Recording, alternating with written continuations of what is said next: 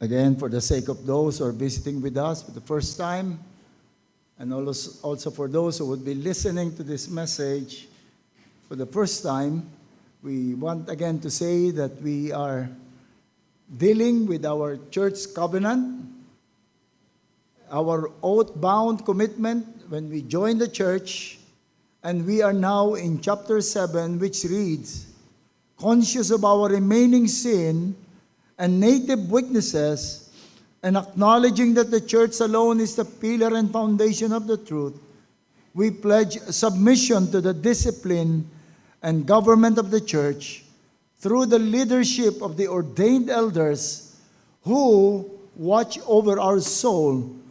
Only through this submission we will be able to fulfill this covenant and maintain the unity of the Spirit in the bond of peace.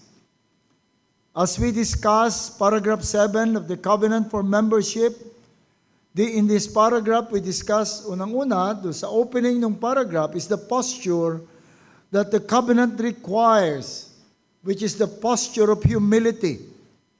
That when we make a covenant to the church before God, we are making a covenant conscious of our remaining sin and native weaknesses. We are not joining a church as a Messiah to save the church, but we know we are weak and we have native weaknesses and remaining sin. And because of this, we make a vow, a covenant of recognition of the church, that the church alone is the pillar and foundation of truth. And this humility and recognition of the church prompted us to say, we pledge submission to the discipline of the church. And that was what we discussed last two Lord's Day. We pledge submission to the discipline of the church, which we have discussed thoroughly. Kasama pa yung ating Sunday school kanina. Now we come to some detail of that submission. It says in that paragraph again that when we say we pledge submission to the discipline, and he mentioned some more, and government of the church through the leadership of his ordained elders who watch over our souls. Only through this submission we will be able to fulfill this covenant and maintain the unity of the Spirit in the bond of peace. Note the final claim, only through this submission we will be able to fulfill this covenant and maintain the unity of the Spirit in the bond of peace. So, napakahalaga po nitong submission na ito. In other words, the entire oath-bound promise is anchored on this submission. What submission? The discipline and the government of the church through the leadership of its ordained minister. And this is what we will be discussing today. Let us again come to the Lord and seek His face. Father, we pray that you would come to our aid as we are poor sinners with leaky mind and still clouded heart. And so we pray, Lord, that you would grant each one of us the grace to understand and the grace to accept the truth. And may you again be with your people. Be with us, Lord, that we might be blessed by your word. And be with your servant and use him, Lord, as an instrument in proclaiming this truth. In Christ's name, amen. Tingnan ko po yung watch. Medyo late tayo ngayon nag-start sa ating message. At malay tayo ng maraming naging distraction. At ngayon po ay, so let me stick my eyes to the note para hindi masyadong magkaroon ng maraming ad-lib. So what we read here is talking about church polity. Sabi niya, we pledge submission to the discipline and government of the church. It's talking about church polity, that we submit to the polity of the church. Church polity refers to the system of governance and organizational structure which a church is ruled and managed. Paano pinakikilos, pinagagalaw ang iglesia. Church polity, also called ecclesiastical polity, is essentially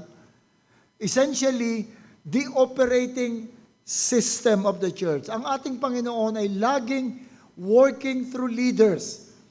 From the time man was created, laging God is operating through leaders. Si Adam, and then the patriarchs, and then the elders, and so on and so forth, the fathers, and now the pastors. So it's always through leadership. And there are several, when we talk about the church, there are several forms of polity in different churches or church groups. Ito hindi to strict definition. May mga overlapping features, yung mga iba't ibang mga paraan ng mga iglesia on governing their life. Meron po halimbawa tayong tinatawag na episcopal form of government. Galing po sa word na episkopo or bishop. Ang authority flows from bishops down to either priest or pastors. Kilala rito ang Roman Catholic Church at ang Eastern Orthodox Church. The Catholic Church having their head bishop in Rome, who is the Pope. Then we have the Presbyterian form of government from the Greek presbytero, meaning elders. Churches are led by elders. Elders are under a session. Yung session is the group of elders. That session is under a presbytery. Yung presbytery is composed of representative from the session, and the presbytery is under a synod. Yung synod are composed of representative from a presbytery, which is also under the General Assembly, which is also a representative of from many synods. So meron silang expanding governing body. Then we have the more familiar congregational churches. Not familiar, but connectional churches. Coined words to describe yung mga Methodists in their administration. Churches are linked in a cooperative system, tapos merong shared oversight. A bishop is over them. And then the Erastianism. Yung Erastianism is named after the 16th century Swiss physician Thomas Erastus. They believe that the head of the government is the head of the church.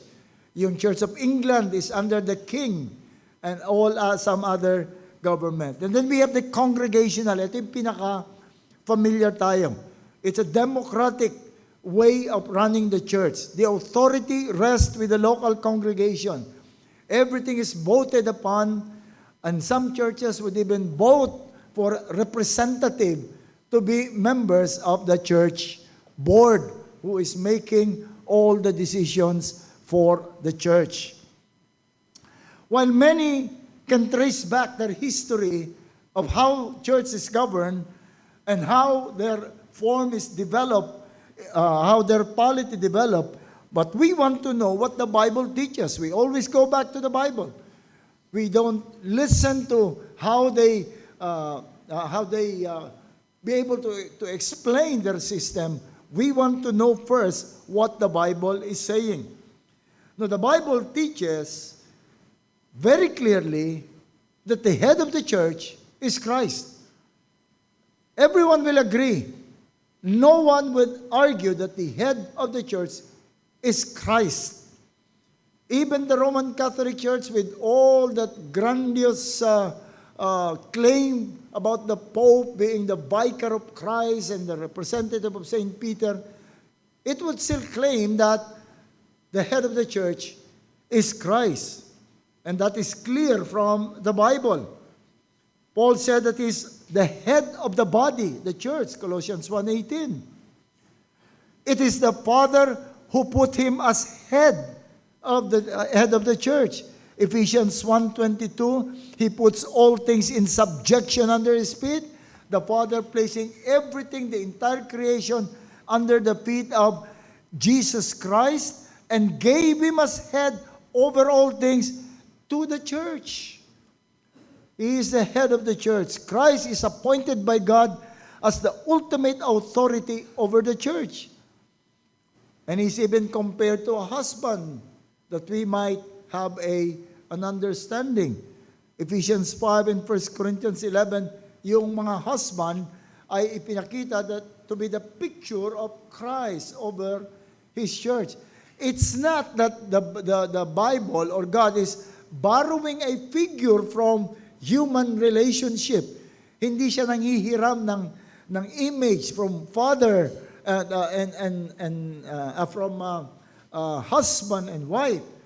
But the opposite is true, that husband and wife are copied from what is real. The Lord instituted marriage as a copy of the real one. That is, Christ is the head and the church is to follow. So Christ's rule is absolute. No one and nothing can surpass. No one and nothing can replace. No one and nothing can question the way God or the way Christ is running the church. He is the head of the church. Hindi mo pwedeng i-argue na luma na yung Bible na yan eh. Bakit? Moderno na tayo ngayon, democratic na tayo. Ang husband and wife, wala nang head ngayon. Iba na. Kung yung babae mas matapang, siyang head. Kung mas malaki ang sweldo ng babae, wala na yan. No. Christ is still the ultimate head of the church. Christ gives direction through the Scripture. Yung kanyang headship is not sitting in heaven and voicing out his direction. Christ gives direction through the Scripture, through an appointed human leader called pastor, also called elders, also called bishop. There is no distinction between these titles. The pastors are the elders. In Titus 1:5, sabi ni Tito ni Apostle Paul, for this reason, I left you in Crete that you should set in order the things that are lacking and appoint elders. Appoint presbyters, ang sabi ni Pablo kay Titus, in every city, as I commanded you. If any man is blameless, the husband of one wife, having faithful children, not accused of dissipation or subordination, for a bishop, an episcopo, appoint elders, because bishop, wait a minute, Paul, what are you talking about? Are you talking about bishop or presbyters or elders? Both, because it's different titles given by the Scripture for the same office. That same title was appointed by Paul when he gathered the Ephesian elders from Miletus. Ang sabi niya, Apostle Pablo, from Miletus he sent to Ephesus to call for the elders, that is presbyter of the church. At nang kaharap na niya yung mga elders, ang sabi niya, take heed to yourself and to the flock among you, among the church, among which the Holy Spirit made you overseers. He called the elders, and then he told the elders, you are overseers, you are episcopo, you're bishops, or you're elders, to pastor, to shepherd the church of God, which He purchased with His own blood. So isa lang po. Yung elders, siya rin yung presbyter, yung elders, siya rin yung bishop, siya rin yung pastor. No hierarchy. Because they are designed in plurality.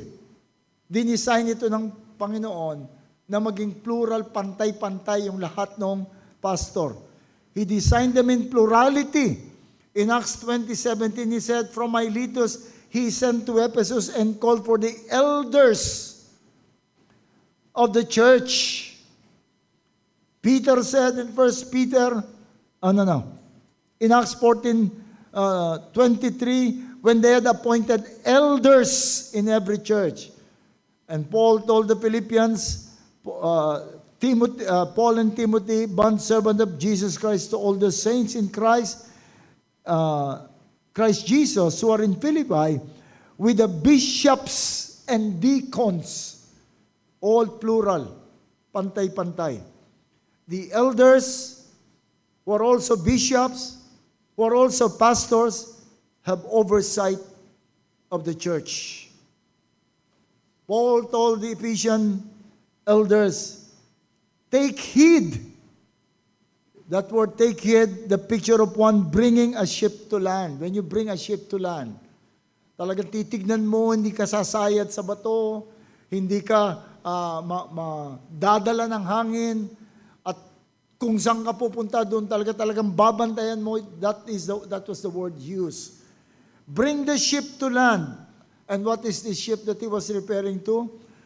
To yourselves, take heed to yourselves, and to the flock which the Holy Spirit has made you overseers or bishop, to shepherd or to pastor the church of God which he purchased with his own blood. It's always they were given the oversight of the church. And these pastors were given an assistant or someone who would assist in the ministry. And they are called deacons. We know the story in Acts chapter 6. Yung mga pastors, siya dati rin ang acting as deacon, serving in the mundane affairs of the church. But then the group was getting bigger at nagkaroon ng issue, hindi na di-distribute kaano yung supply, yung rationing nila among widows, kailangan ng mas masusing pagtutok to sa gawain yun. But the elders, the apostles said, it's not right for us na kunin kami dun sa aming gawain as gawain dun sa word and for prayer. And so the deacons were appointed.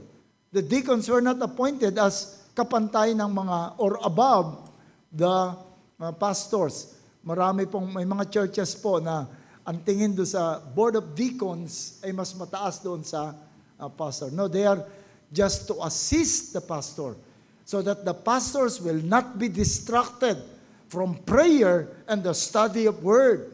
The deacons' duty primarily is not really the mundane affairs of the church, but so that the pastor will not have to think of anything but preaching, study of the word, and prayer. In 1 Timothy chapter 3, the qualifications of deacons were given. So let us look at this particular office bearer, the pastors, or the elders, or the bishop. Who are they? As I've said, different words referring to the same office. And these elder, pastor, bishops are given by God Himself. Given by God Himself. And this is a very important point to remember. They are given by God Himself in Ephesians 4. Ephesians 4, Apostle Paul even drew a picture of a conquering war general na pagkatapos niyang makonquer, yung kanyang i-conquer, normally what the conqueror will do would collect yung mga loot niya doon sa mga lahat na makukuha niya from the conquered cities. But in Ephesians 4, the picture given by Paul is that instead of yung kumuha siya ang nagbigay, yung general. At ang ibinigay niya, according to Ephesians 4, are yung apostles, evangelists, and pastors, teachers. Of all those gifts given by the Lord, yun na lamang pastors ang natitira. But they were given by the church. Gift of the Lord. It's God's gift. Pastors are God's gift to the church. Earlier, Paul told these same elders, Ephesians elders, itong sinabihan niya that pastors were given to you. Earlier, sabi ni Apostle Paul, na hindi lamang natin titignan na given by God, but it's the Holy Spirit. In Acts 20:28, Paul said, pay careful attention to yourselves and to the flock in which the Holy Spirit has made you overseers. It is the Holy Spirit that made you overseers. It is the Holy Spirit that placed you in a particular church. It's not even your choice. It's the Holy Spirit's choice. It's Christ's choice. Christ gave you to the church with the Holy Spirit giving you to a particular church. When Jesus called the attention of the apostles to the fewness of the harvest, He did not command them. Sabi niya, look at the field, they're white for harvest, but there are few laborers. Train therefore those who would harvest. Hindi po ganun sinabi ng Panginoon. Anong sabi ng ating Panginoon? Pray to the Lord of the harvest that He might send forth. So nakita nyo, yung pagbuo ng isang pastor is the work of the Trinity.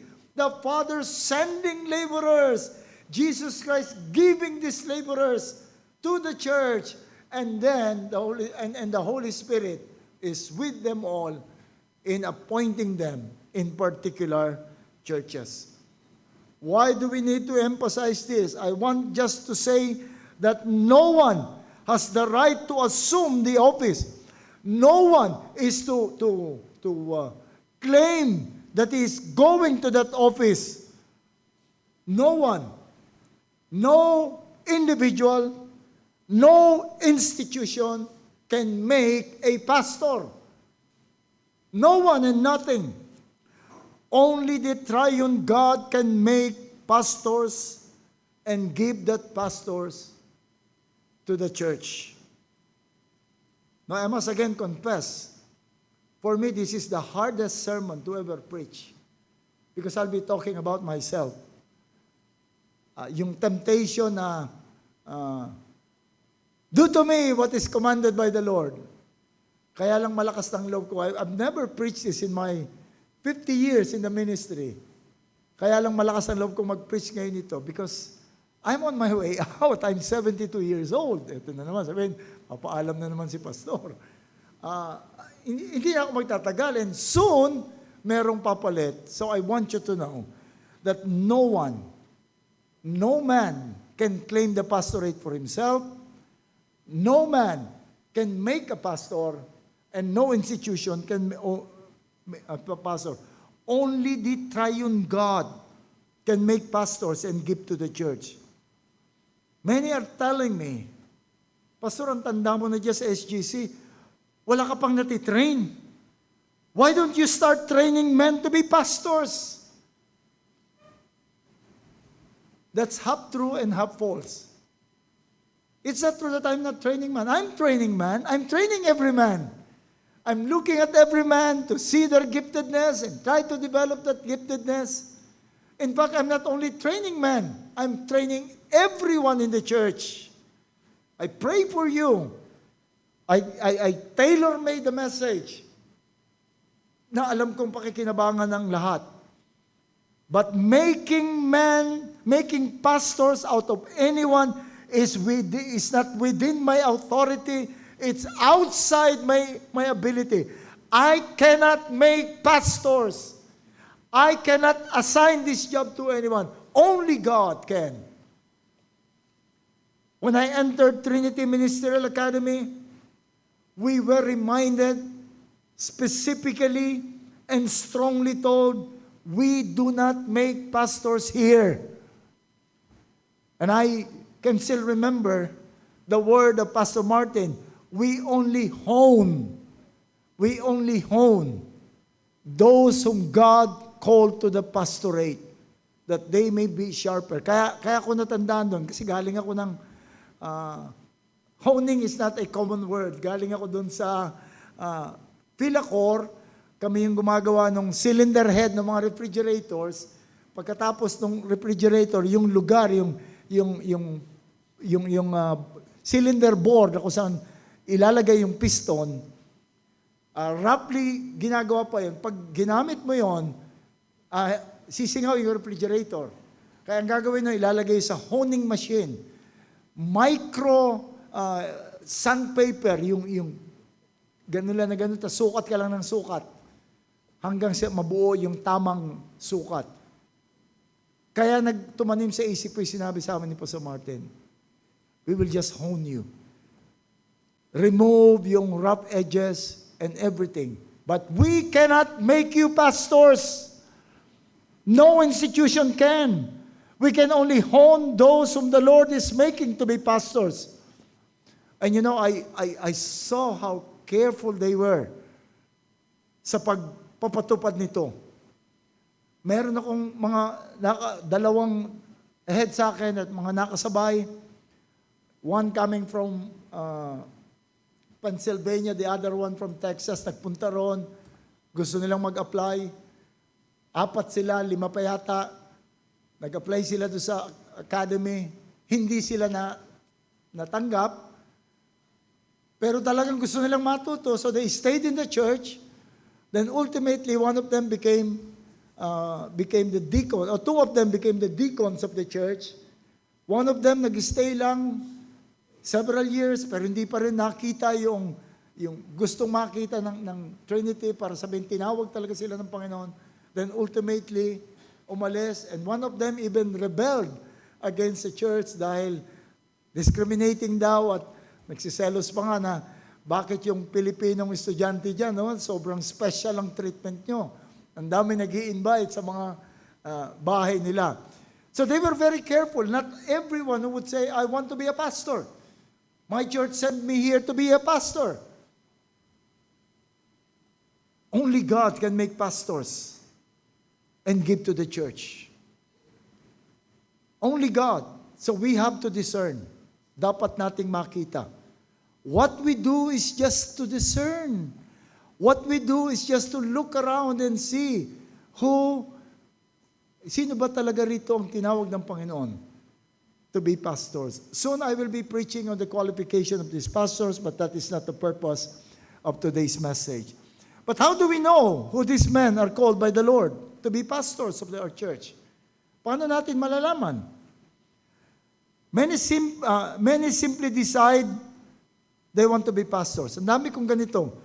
Even here in ATS, yung mga kaklase ko na, ba't ka na dito? Ba't ka nag-aaral? Kaka-graduate ko lang ng college, hindi ko pa alam kung anong profession ang gagawin ko. Aral muna ako rito. Baka sakaling makakuha akong pastor. Some of them truly ended as pastor. They enroll, lalo na nung panahon namin na pag may visiting pastor, magkakaroon ng very dramatic na preaching, tapos i-invite sa labas yung gustong magamit ng Panginoon, complete with music, lahat naman kami nag-iiyakan, mga kabataan, punta kami rin sa harapan. Some of them, ended as pastors. Many of these caused so much damage to the church and the name of Christianity because they learned so much. So much is being stuffed in their brain. But they are not really called by God to be pastors. They have no pastoral inclination or pastoral heart.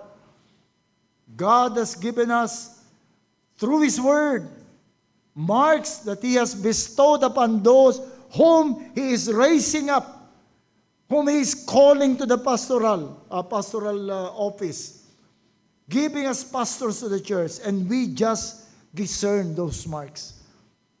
We can be wrong, but we can discern those marks. What are these marks? We're all familiar with 1 Timothy chapter 3, Paul telling Timothy, appoint elders, and if you appoint elders, these are the things that you are to look for in those elders. Ito yung hinahanap mo do sa mga elders, yung tinawag ng ating Panginoon. Ito yung binigay ni Apostle Paul sa kanila. How do we know? Sabi ni Apostle Paul, if anyone aspires to the office of the elder, he desires a good and noble task. The one called by God aspires. Yung ibang translation, if you have even translation, they use both desire. He who desire the office of the pastor, the elder, desires a good thing. The one called by God to be pastor is given that the heart for the work of the pastor. Sabi niya rito, if anyone aspires to the office of the pastor. I disagree with the translation, and many would disagree with the translation na office of the pastor. Sapagkat ang word na ginamit doon ay bishopric. It's the task of the pastor. In other words, he who desired the task of the pastor. Ano ba yung task ng pastor?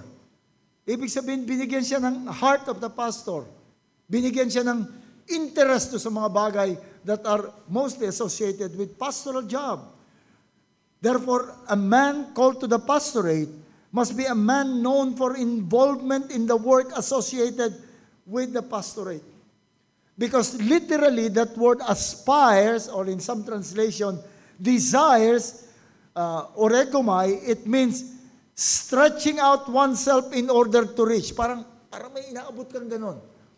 Yun ang picture ng tinatawag ng Panginoon. May inaabot siya. Literally, may inaabot siya. Anong inaabot niya? The work of the pastor. Ang word na ginamit doon ay episcope, the function of the pastor. If anyone desires the function, the things that are associated to the pastor, what are these functions? Prayer, the study of the word, interest to learn, love for the brethren, concern for the brethren, service for the brethren, be used by the church. Nasa kanya lahat ang mga bagay nito. And this is very visible expression of the heart. Sapagkat sabi, you desire a good works. If you stretch forward yourself, if someone is stretching forward for this work, he is desiring. Alam niyo ba kung anong ginamit doon sa word na desire? It's epitomia. The same word for lust. Strong desire. He is lusting. A what? Not an office, but a good work. So it's in the heart, lusting to work the work associated with the pastorate, and it's in his action, his life as seeing us very much involved in the work of the pastorate. Not only like a good work, not only desire a good work, but lust. He strongly desires a good work. It is a complete picture of the man called by God to the pastorate. He has that strong desire in his heart, and that strong desire is seen in his action. He has strong desire in the heart, and is seen in his stretching forward. He is involved already. You can already see the qualities. Not just the dignity. He is not after the dignity of the pastorate. He is not after the intellectual work of the pastorate as preaching, but the overall connected to the pastorate. Not even because he wanted to be a pastor. Hindi lahat ng mga ito ay talagang gustong maging pastor. He just loved the work. He just loved to comfort people. He just loved to deal with people. He just loved to battle against error. He just loved all this work. He prayed for the church. He's always around to help. Not even, he may not even like to be a pastor. Alam niyo, maraming mga pastors akong kilala, good pastors, they started resisting the call.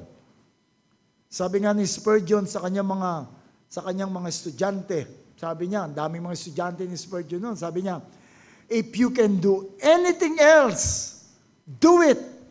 If you can stay out of the ministry, stay out of it. But if God called you, you cannot run away. You cannot run away. E.M. Bounds also wrote similarly, stressing that the ministry requires divine compulsion, not mere human ambition. Those truly called to be pastors may run away from the titles. He may run away from the position, but he will never run away from the job. He will do it. In fact, I'm really worried of a man who desires to be pastors, but can only display passion for learning. Mas worry ako dun sa mga taong ganun. Baka may ambition lang sa buhay. And also will possess the qualification described by the Word. And since this sermon is not about the qualification, let me just say it's in 1 Timothy chapter 3, binention dito. An overseer must be above reproach, the husband of one wife, sober-minded, self-controlled, respectable, hospitable, able to teach, not a drunkard, not violent, gentle, nor quarrelsome, not a lover of money. He just manages his own household well with all dignity, keeping his children submissive. For if someone does not know how to manage his own household, how will he care for the God's church? He must not be a recent convert and may become puffed up with conceit and fall into condemnation of the devil. Moreover, he must be well thought of by outsiders so that he may not fall into disgrace and the snare of the devil. So pinakita sa atin, may yung desire ng tao and also yung what you can see with that man. The point is that those called to the ministry are possessors of God-given gifts and graces. They're given a heart to desire the work. And God has given them grace and gift to be pastors. In other words, the man is a mature Christian possessing qualities that every Christian man must possess. Yung qualification na ito, hindi naman exclusively for the pastor eh. Yung qualification ng pastor ay karakter dapat ng lahat ng kalalakihan. Karakter dapat ng lahat ng kalalakihan. But the man called by God would truly display this character. Not a man who will just try to conform to the expectation of pastor because he wanted to be a pastor. Remember, nagtanong sa akin isang pastor, we were all riding, sabi niya, Pastor, anong hinahanap ninyo sa isang pastor? Sinasabi niyo ba yung mga dapat na makita sa kanya? No. Pag sinabi ko yon at may ambisyong maging pastor yon, gagawin niya lahat yon. Gagawin niya lahat yon para makapasa siya doon sa ambisyon. What greatly damaged the church is the practice of looking at the passion of man for learning. Then one he considered as going towards being a pastor. Pag magaling magsalita, magiging pastor ito. Mag-enroll sa Bible school. At pag nakagraduate, we have another pastor. I know a man. I know him personally. Showed no sign of any grace that befits the pastorate. But somehow, in his idle moment, he decided to enter a training institution. At sa pagtsatsaga niya nakagraduate, and I just learned just recently, he is now a pastor understudy in a church. I'm just hoping in my heart, sana nagbago na siya.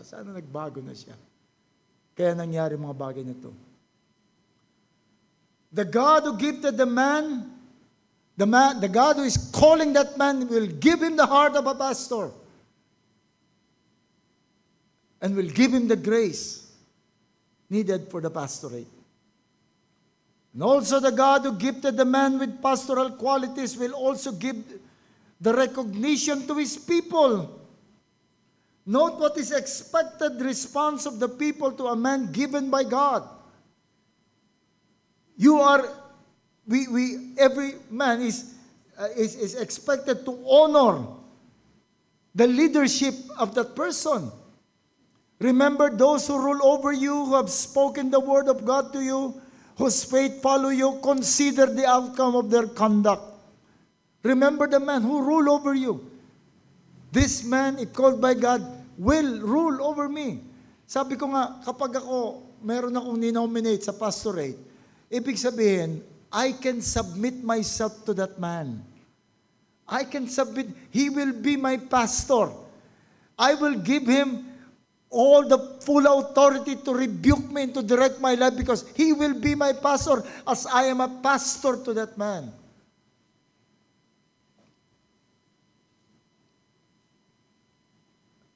The members are expected to honor. Hebrews 13:7, they're expected to obey.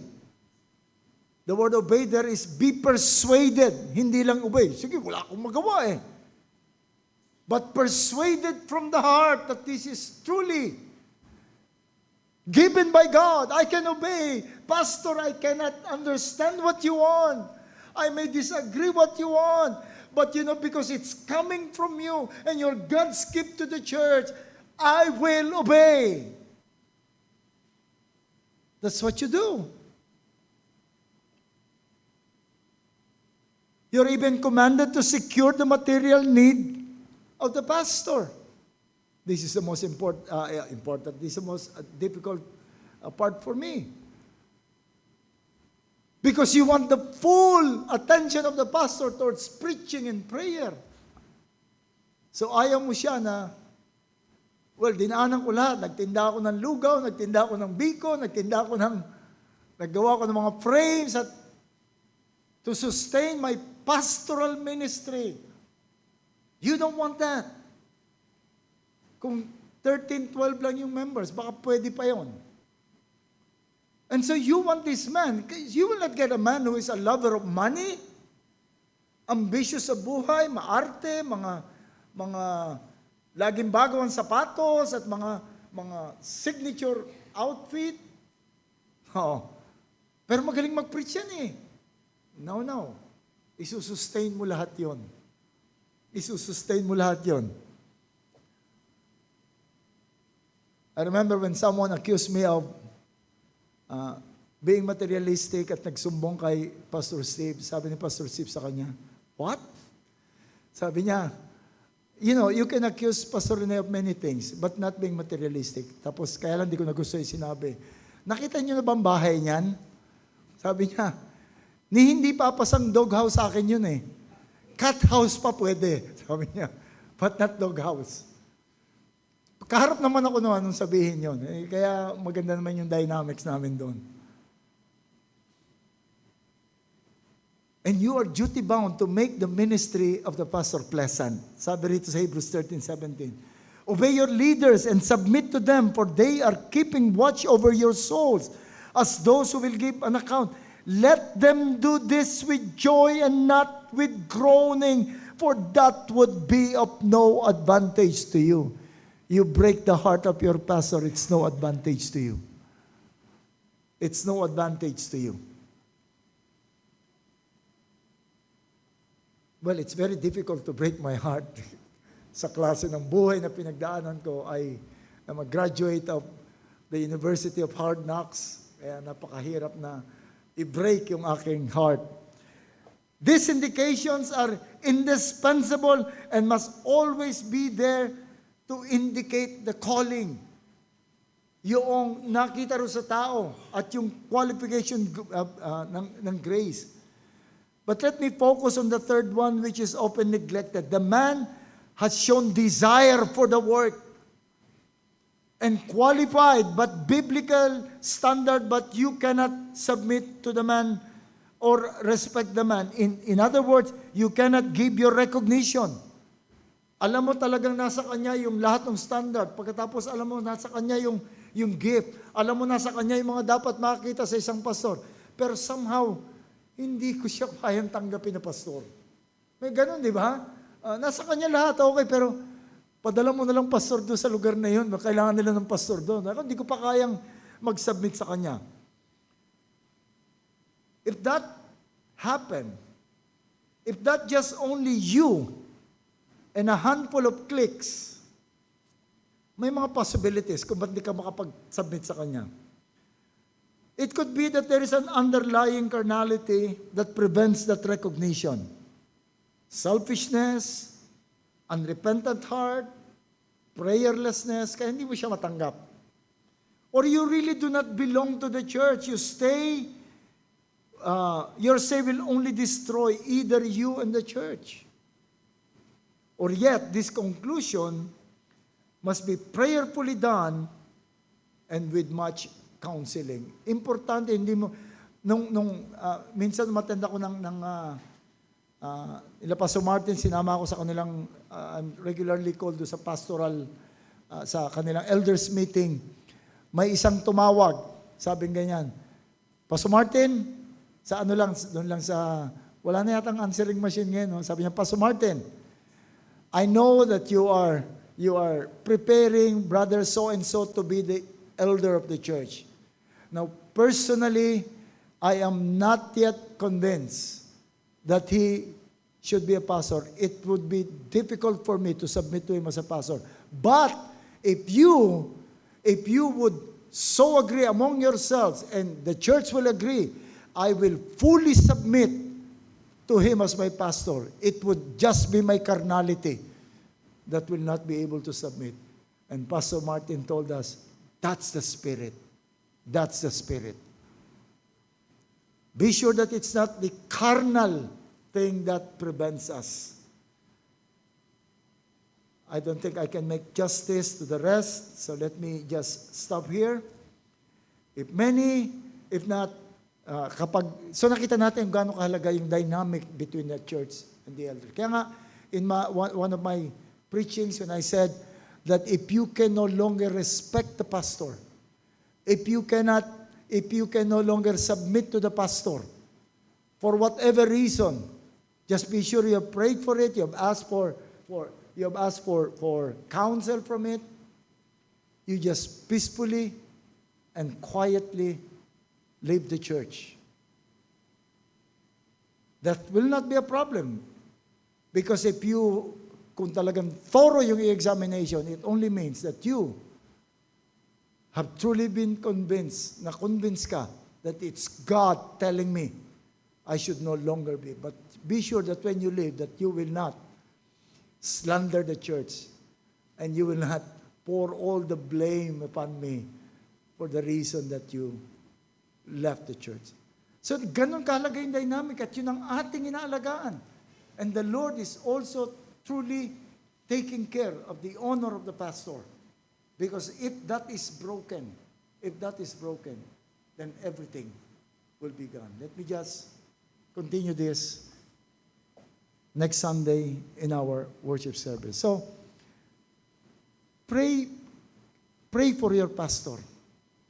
Pray for those whom you think is the Lord calling to the pastorate. Deal and commune with that person. Invite them in your home or invite yourself in their home. But do anything. Just have an interaction with them so that you can pray intelligently and you can make a right and intelligent decision that truly I believe this man is called by God to be our pastor. Let's pray. O aming Panginoon, muli kaming lumalapit sa iyo ng may pasalamat. Lumalapit kami sa iyo ng may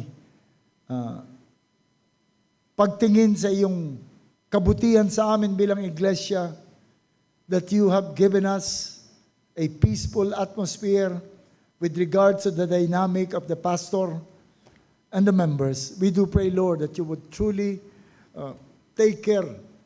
Alagaan mo na ba, Panginoon, ang ganitong atmosphere. And may you truly impress upon our hearts all the things and all the truth that we must understand with regards to this issue. May you bless your word, O God, in Christ's name. Amen.